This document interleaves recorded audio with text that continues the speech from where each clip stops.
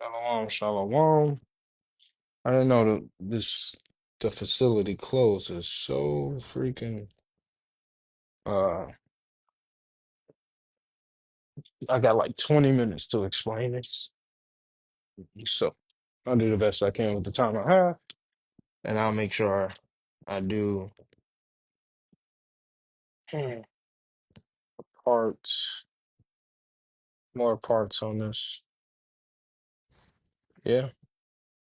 So this is the best I can do right now. Don't this how I'm gonna do this. I'm just gonna do it like this. Okay. This how I'm gonna do this really short and point. All right, so what we dealing with right here is the current sun, which vibrates at 1,000 kilowatts, right? And this is shamash. This would be the actual code for the word shamash, right? So this is a star. This is a lively star. Uh, Says Christ is the morning and bright star, whatever, right? This is what the sun vibrates at through the spirit and power, right? Now, remember, we're going to deal with condensed melanin, right? Because melanin captures and stores light energy into like a thermal or electronic energy within the cells, right? So this is the sun that we have. It's the best I can do with the sun with the tools that was made available to me. Now, I didn't have a black marker, but this is what I have right here. Okay. Now, this would be a cooled or cold dwarf star, which is a dead star, right? That will vibrate at 100 kilowatts, right? More going into like a lower far infrared radio frequency. That's important to actually know to know that because when the sun stops giving its light, uh, right? If the sun is cooled to darkness, it would be like a black dwarf star that emits no light at all. Temperatures would be basically near to zero at 0 kilowatts, right? So you have a sun that's powered with your shamash, and then we got a black dwarf star, right? Right? Which would be Shachar Shemayim Kawakab, right? That this literally spells black dwarf star right here. Shachar Shemayim, yeah, right? Shachar Shemayim, yeah, Kawakab, which literally says black dwarf star. And this would be the actual code for this. Again, if we was looking at the matrix, this is what we would be looking at on the computer screen. This is how we would know what's what, right? So melanin absorbs M3 radio or ultraviolet frequencies down to visible light, even infrared. Now, what's interesting about that is a black dwarf star that don't give us light anymore is down to the same frequency of an infrared radio frequency, right? So condensed melanin, which be what would this be right here? It would go down to what? A pigment nucleus, not a wave necessarily, but when you deal with quantum physics goes into even at zero capacity, it still give off a vibration, right? So we have scriptures that suggests that and another thing, right? Another thing we know. So we know in the Hebrew, what do we know in Hebrew? In Hebrew, when we deal with kawa kawakab, what does kawakab mean? I should get my marker. Kawakab, right? Kawakab goes into what?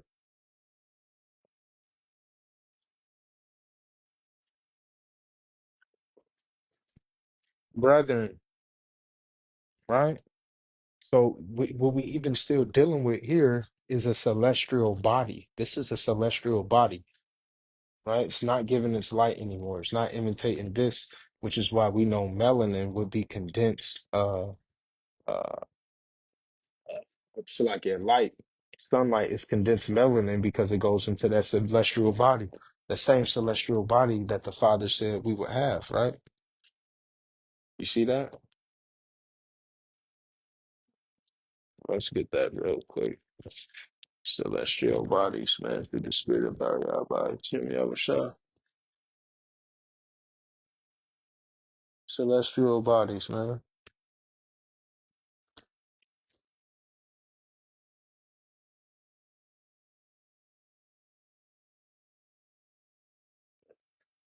Con,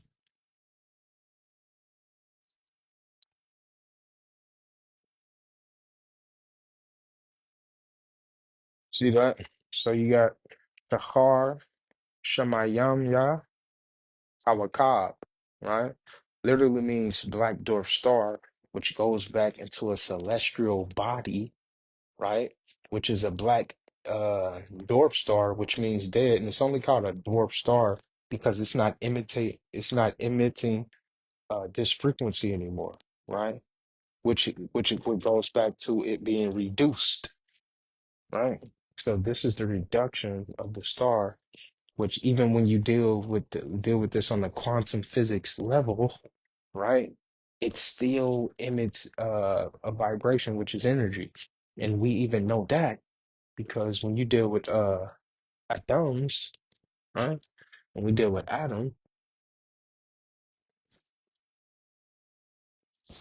or atoms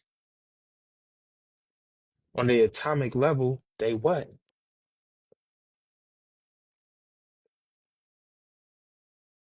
They vibrate, right? So this is why it even tells you on a quantum physics level, it still vibrates at an existing rate, right? So it's still going to emit energy, right? And the understanding of that there. This is on literally part one. Like I said, I don't got much time. I do not have much time, but like I said, through the spirit and power, we can see these things, right? This is why I said when you deal with the black dwarf star, and when you deal with the actual sun, it it becomes dead because it's cooled, right? And it comes to dealing with the same frequency as condensed melanin, and melanin absorbs what? Light down to what? A radio frequency, right? Down to even infrared, right? Melanin absorbs and deal with these type of frequencies, and this is the same frequencies um, um, uh, a dwarf star deals with, which is very powerful, which goes back into what? The celestial bodies that we'll be able to have. This is all in the Bible, right? So this goes back to all to the celestial bodies that we'll be able to inherit and intake.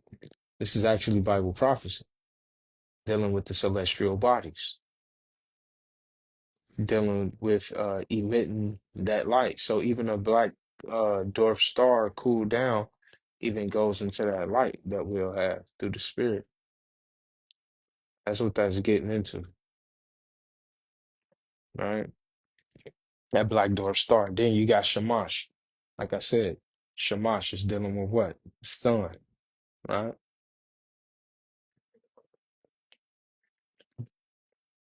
Vibrating at that type of frequency. Pigment nucleus, right? So pigment nucleus is so they say so called isn't vibrating, but we know when you deal with the quantum physics aspect, it's still vibrating. In it emits vibrations of energy, which goes back to that celestial body, which is why Tawakab goes back to brethren, right? Shemayamai, which means celestial, right? It's dealing with what? The celestial bodies. Con. Now, this is the same divine bodies that a black dwarf star is that emits what? Lower infrared and radio frequency. This is the same infrared and radio frequency that what? Melanin absorbs. The same type of frequency, right? You see that? You see that? That's powerful right there through the spirit and power of Yahweh Hashem Yahushua. Like I said, look, I don't got much time. This is just something I wanted to run over that y'all could grasp real quick. I probably got like 20 minutes in here.